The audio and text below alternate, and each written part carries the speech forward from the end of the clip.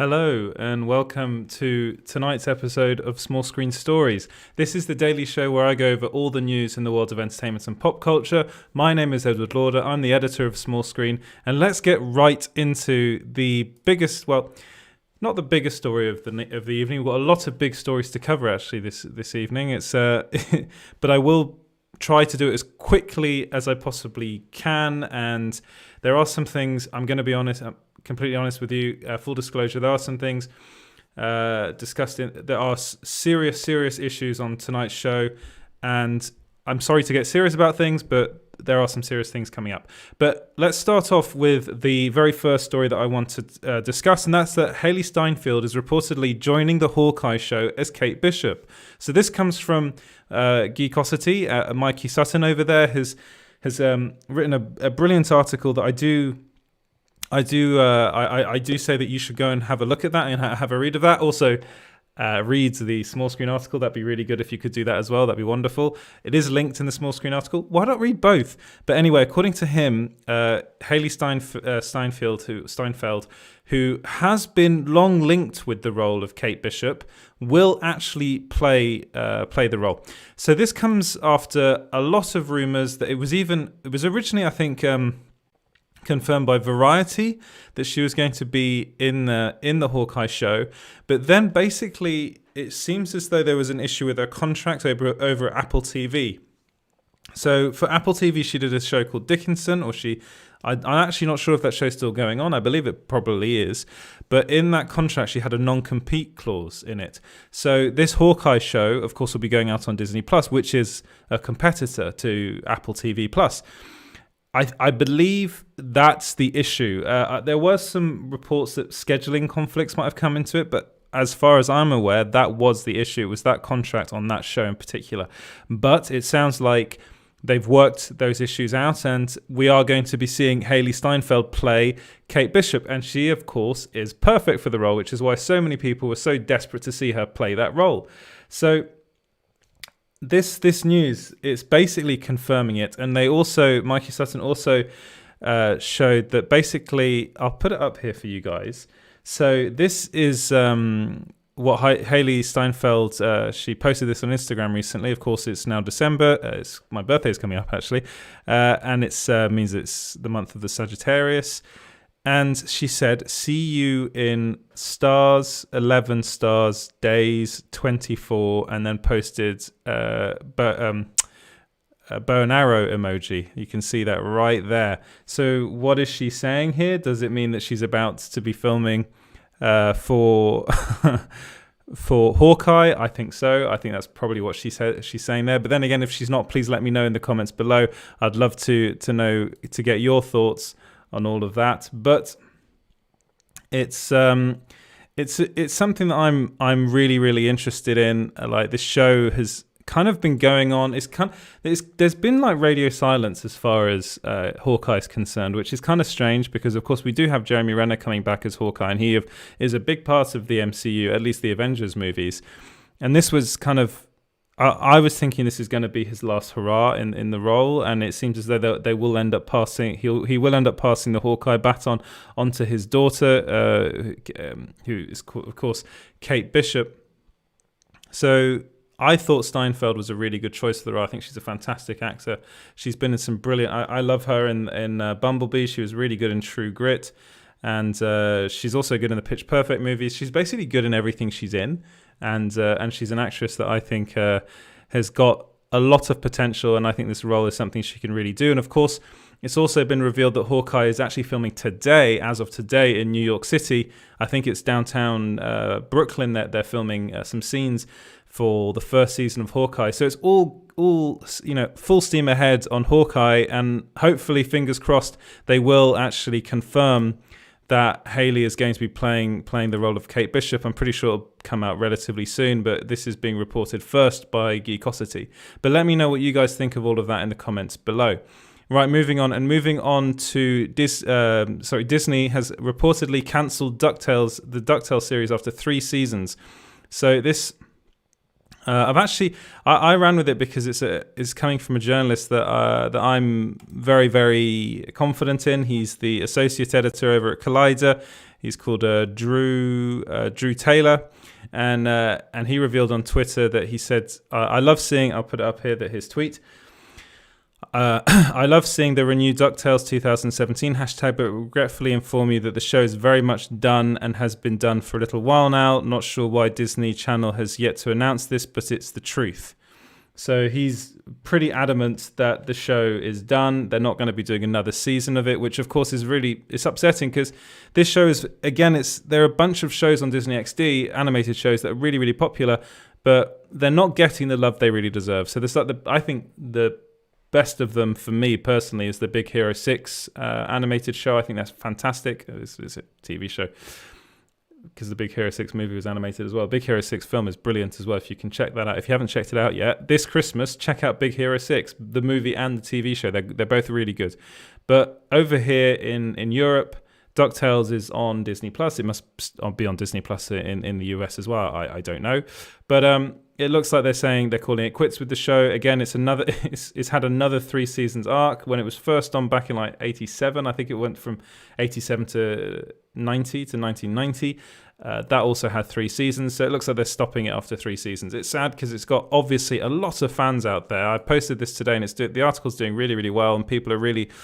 it's trending, not the article, but the fact that DuckTales has been cancelled is trending on Twitter as well. So there are lots of fans of this show out there, and it is sad to see it go, but unfortunately shows do get cancelled.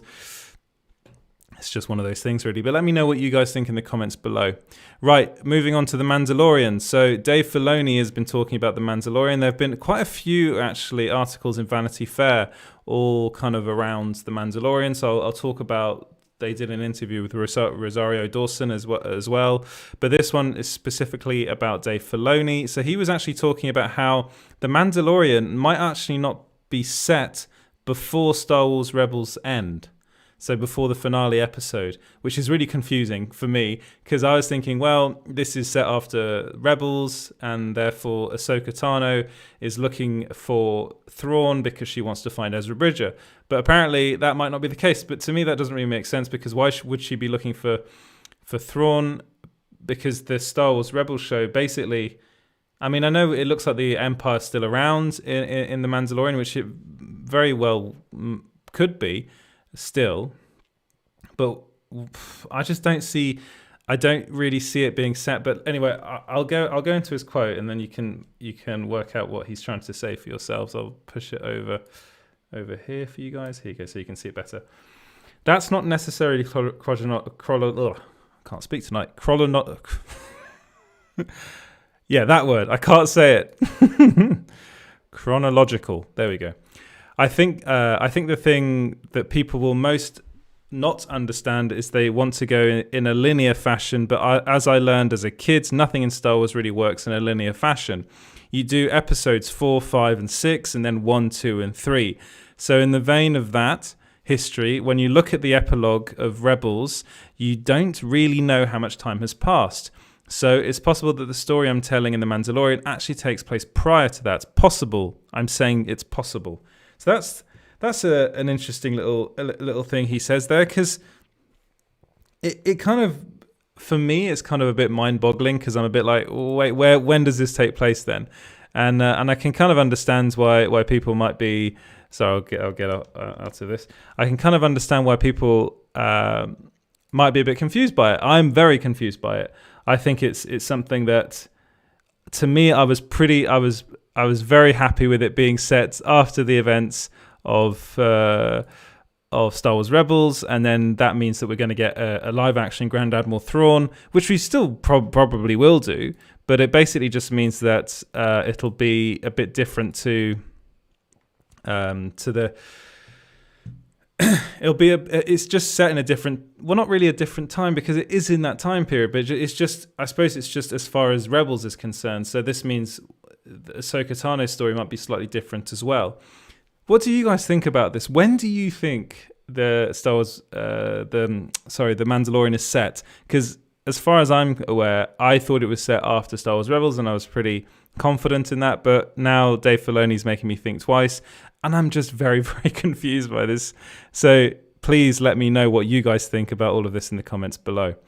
Right, moving on to the next bit of news, which is, again, this is what I was teasing before. It's about Rosario Dawson, who she actually revealed that fans on Twitter who are fan casting her in the role of Ahsoka Tano actually got her the role, which I just love. I really do love this story, because if you think back to before it was kind of revealed, I think it was Slash Film that revealed that Rosario Dawson would be playing, or had been cast as Ahsoka Tano. So if you think back to that, I was like, oh, that's really good casting, but I mean, it's kind of fan casting, so I was like, maybe it might not happen, but no, it looks like it happened, it was true, and the reason why is because people were so adamant on Twitter that Rosario Dawson should play the role, that in the end, the casting director kind of gave it to her. So I'll bring up the quote here. So she said, actually, this is from Vanity Fair, from an interview she did in Vanity Fair. She said, actually, it first came from fans online. Someone tweeted me and fan casted me. I retweeted back and I was like, absolutely, yes, please. And hashtag Ahsoka lives. And apparently that got the attention of someone who'd been doing the Star Wars press for years. She forwarded it to Dave Filoni. That kind of started the whole thing. I was like, oh my goodness, did I just get fan cast in something? And then nothing happened. Nothing happened. I don't really get that last bit, but she got cast, so something happened. She got cast in the role. But I really like this story, because I personally, I really do think Rosario Dawson is perfect in the role as Ahsoka Tano. I'm really excited to see her play it more in the future. There are rumors that she might get her own spin-off show, but I think she'll be in season 3 more. So of The Mandalorian, so I think we'll get to see her more in season 3, and then eventually she might end up having another show, possibly with Bo-Katan, and maybe that be about them trying to find Thrawn, and then finding Ezra Bridger. Then again, I mean, this show can go anywhere. There are also rumors that, I spoke about this yesterday, that Luke Skywalker might come into it somehow, and there are rumors that Sebastian Stan's up for that role, and I really like that casting. I think it'd be much better to go for Sebastian Stan than have a de-aged Mark Hamill play the role, but of course I think it does depend on whether Mark Hamill gives his blessing, but I'm pretty sure he will. But as far as Rosario Dawson as Ahsoka Tano is concerned, I really can't see anyone else playing that role. And I'll go into some. She also opened up about something that I'll go into in a bit, which is, well, it was when she was revealed to be playing Ahsoka Tano, people got very upset because there have been these allegations made against her for being transphobic, and I'll talk quite relatively briefly about that in a second, because she did address those allegations, but as far as like pure like casting's concerned, whether the fact that she's a very talented actress, I really don't think anyone else could have played the role. And of course, the voice actor that did Ahsoka Tano in the show, there are lots of people that wanted her. I'm blanking on her name right now, and I'm really sorry about that. But there are lots of people that wanted her to play the role. She recently tweeted out her support for Rosario Dawson as Ahsoka Tano, which is great. It's great to see, all these people, the members of the Star Wars family interacting and just being lovely to one another. That's something that I love to see. But yeah, this bit of news I really do like. I love the fact that fans did have a say in this, and I also love the fact that Dave Filoni and people inside Lucasfilm are obviously listening to what the fans have to say, which is very, very good and also very important. Sometimes the fans get it right, and in this instance they did. But what do you guys think about all of this? Did you like Rosario Dawson as Ahsoka Tano in The Mandalorian? I think season 2, episode 5. Chapter 13, The Jedi. It's all very long. But let me know what you guys thought of it in the comments below. Right, moving on to what I was talking about before, and that's that Rosario Dawson has addressed those transphobia allegations. So this is in the same Vanity Fair article when she was asked about it.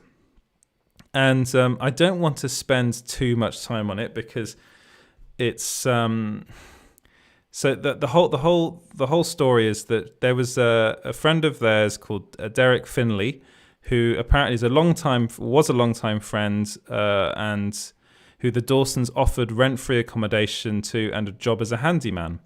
So he ended up filing a lawsuit against the Dawsons, claiming that they had subjected him to transphobic abuse, and Rosario specifically participated in a violent attack during which she stole his phone and ended up putting him in hospital.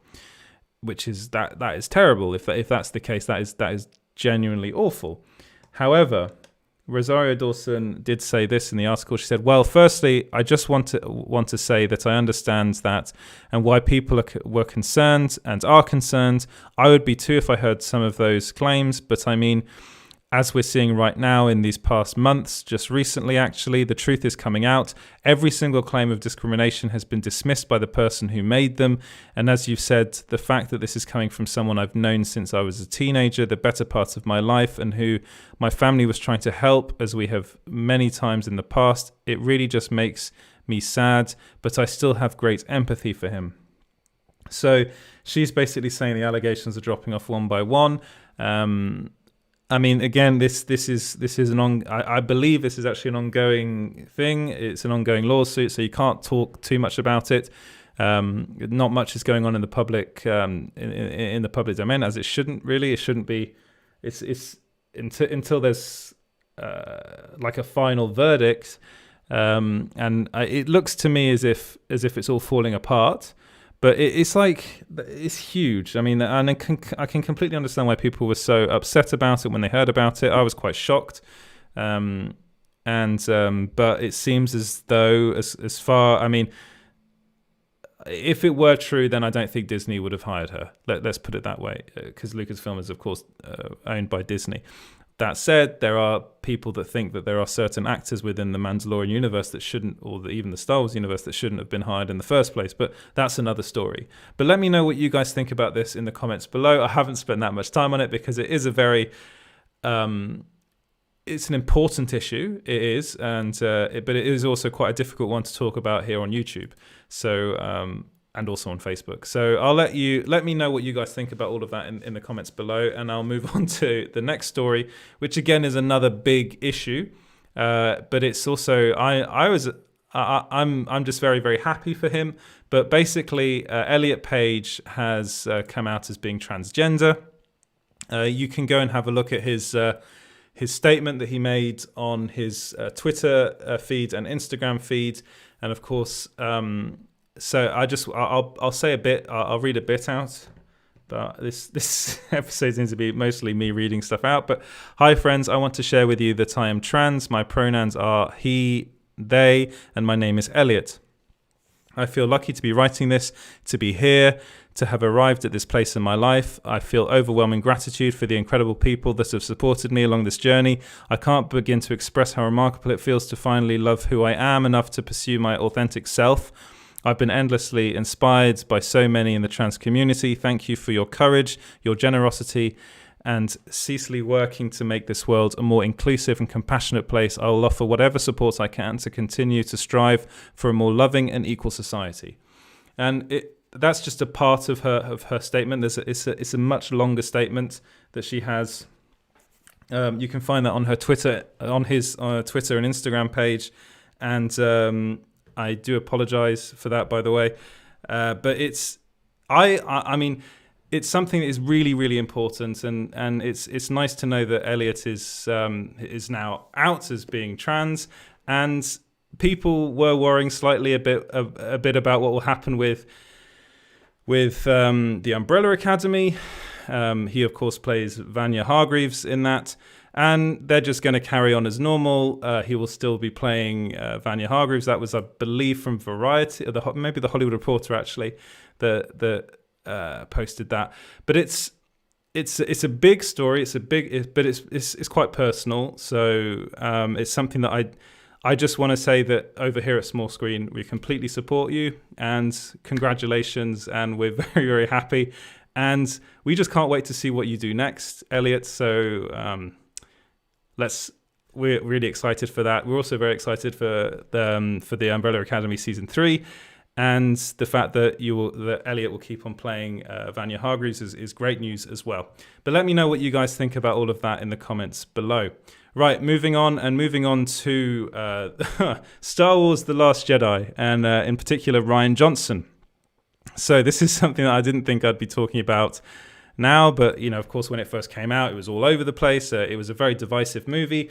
But Rian Johnson has recently revealed that he did consider adding Anakin Skywalker in his movie as a Force ghost. So this, of course, would have been during the burning, the burning of the tree scene with Luke, and in that scene, they ended up going with Yoda instead. And Rian Johnson actually revealed that they thought about having Anakin in that scene, but the connection didn't really make sense as far as Luke was concerned, because Luke knew Anakin more as Darth Vader and less as Anakin Skywalker, and also Yoda was Luke's his master, so he was the one that trained him. Anakin Skywalker wasn't. So logically, it made more sense to have Yoda turn up as a Force ghost and not Anakin. And I'm going to be completely brutally honest with you here. I love The Last Jedi. I know there are problems with it, but I really do love it. I think it's becoming my favorite Star Wars movie of all time. I've recently rewatched all of them again. And the more I watch that film, the more I love it. I know there are problems with it, but again, I think there are problems with every single Star Wars movie ever made. I will always have an undying love for every single Star Wars movie, and especially the Empire Strikes Back. But there's something about The Last Jedi that I really do enjoy. I think it's right, the way Rian Johnson makes a movie, writes a movie, the amount of the themes that are going on in that film. I think it makes you really think, which is quite unusual for a lot of Star Wars films. And I do love this scene in particular with Yoda. But he basically said, so he was asked, did you ever consider Anakin's ghost showing up to speak to Luke and or Rey? And I'll just get up his tweet here. He said, briefly for the tree burning scene, but Luke's relationship with Vader was Luke's relationship was with Vader, not really Anakin, which seemed like it would complicate things more than the moment allowed. Yoda felt like the more impactful teacher for that moment, and I do completely and utterly agree with that. I think Yoda makes far more sense than having Anakin turn up in that scene. But let me know what you guys think about that in the comments below. Right, moving on to James Wan is producing a new Van Helsing movie, and it's going to be directed by Overlord director Julius Avery. So this news comes to us from Deadline, and Julius Avery, I think Overlord was his directorial debut, and he made a genuinely incredible film. I really, really love that movie. I know it's kind of cheesy, but I do love that about it as well. And I love the fact that they basically took on Nazi zombies and made actually quite a good movie from it. So again, this comes to us from Deadline. I like the fact that James Wan is producing this. I love the fact that Julius Avery is directing it. I think Overlord is a really good movie. And this will kind of fit in with Universal's new line of monster movies, which kind of started with The Invisible Man, Lee Whannell's film, which probably will end up being my favorite movie of the year. I really genuinely thought that film was great. And it'll be produced through James Wan's own company, so that's called Atomic Monster, and he'll be producing it alongside Michael Clear, and the company's Judson Scott will also serve as an executive producer. So not much is known about the Van Helsing movie script. Actually, nothing's known about it. We just know that they're doing it. Maybe they could bring in Dracula somehow. Basically, the character was introduced in Bram Stoker's novel Dracula, but I don't think they'll be using Dracula in this film. They might have like a little tease towards the end, but I think this will be focusing on Van Helsing and then probably setting up a Dracula movie further down the line. But I love what they're doing with these new kind of Universal monster movies. I think it's far better than what they were trying to do with the Mummy and with Tom Cruise and all that rubbish. I'm glad they put that to one side. I'm really, really looking forward to seeing what Julius Avery does. It's a lot of Australians at Lee Whannell, Australian. Julius Avery's Australian. James Wan's Australian. And they're all kind of seeped in horror. So it's something that I really do like about that. I think they're choosing the right people for these projects. I think Lee Whannell is a fantastic director and made a brilliant, brilliant version of The Invisible Man. And I'm really looking forward to seeing what Julius Avery does with Van Helsing, probably slightly more gory, but maybe also leaning on that kind of modern theme that they went with in The Invisible Man. I'm really excited to see what they do with this film. But let me know what you guys think about that in the comments below. Right, final story of the day, and I did rush through these, but there's a lot to get through, so I can't give the amount of time that I want to give absolutely every single story. But Noah Hawley has confirmed that his Star Trek movie isn't going to be happening anytime soon. So this was again in an interview with Deadline, where he said the project has basically been put on hold by Paramount Pictures. So I'll get the quote up here. He said, "It doesn't appear to be in my immediate future. I think when Paramount president Emma Watts came in, she took a look at the franchise and wanted to go in a different direction with it. But life is long. We were very close to production, but in this business, that doesn't mean much. You got to get out of that gate to be in the race, if you know what I mean." So this to me is actually quite upsetting, because I'm a big fan of Noah Hawley's. He was the creator of the Fargo series and also Legion, and I think he's just he also wrote a lot of, I think he wrote all of Legion, but he definitely wrote bits of Fargo. But he is a really talented writer. And he proved to be a very talented director. He directed episodes of Fargo and Legion. And he was given the Star Trek franchise, and it was being rumored that he was actually going to just get rid of the Star Trek cast entirely and start not from scratch, but with a new team, with a new crew, with a new ship. And I actually really like that idea. I do love the likes of Chris Pine, Zachary Quinto, Zoe Saldana, Simon Pegg. I think they work really well. But it's maybe after 3 movies, maybe it's time for something a bit different, and that's why I was looking forward to this film. But it looks like it's, as far as, I mean, he's kind of leaving the door open there, but I don't think this is happening. I think Paramount's kind of pulled the plug on it, and which is it's upsetting. Again, that's speculation. It's not confirmed that they've pulled the plug on it or anything, but it looks like Star Trek 4 or Noah Hawley's Star Trek isn't going to happen. There are also rumors that Quentin Tarantino was going to, or he wrote it. There weren't rumors. He did actually write a Star Trek script and gave it to J.J. Abrams. Apparently they loved it and they wanted to make it, but that's kind of gone cold as well. So it's lots of kind of maybe moments with Star Trek, which is really unfortunate. It's annoying. It is. I think it's actually quite annoying. But let me know what you guys think about all of that in the comments below. And with that, I will say good night. Thank you so much for watching. If you don't like watching these things and rather listen to this in podcast form, it is in a podcast form. You can find that at Small Screen Stories, wherever you get your podcasts. That's on, if you're listening on Apple Podcasts, you can give us 5 stars and that'd be wonderful. If you're watching now on YouTube, if you could like and subscribe, that'd be really, really helpful. That would really help me out. If you're watching on Facebook, you can like the video, you can follow the page, like the page, share the video. That'd be really good, really cool. Again, if you're on Twitch, then do whatever you guys do on Twitch. Just keep on watching, I suppose. And maybe do you follow on Twitch? Subscribe? I think you subscribe. I'm feeling very old when I start talking about Twitch. I really don't understand Twitch that much, but I am streaming there right now. And you can follow Small Screen everywhere on social media. That's on Twitter, Instagram, and Facebook over at Small Screen GB. And basically all of that, do all of that stuff. You can follow me on Twitter at EJ Lauder. And thank you so much, guys, for watching and listening. And I'll see you in the next one. Thanks, guys, and goodbye.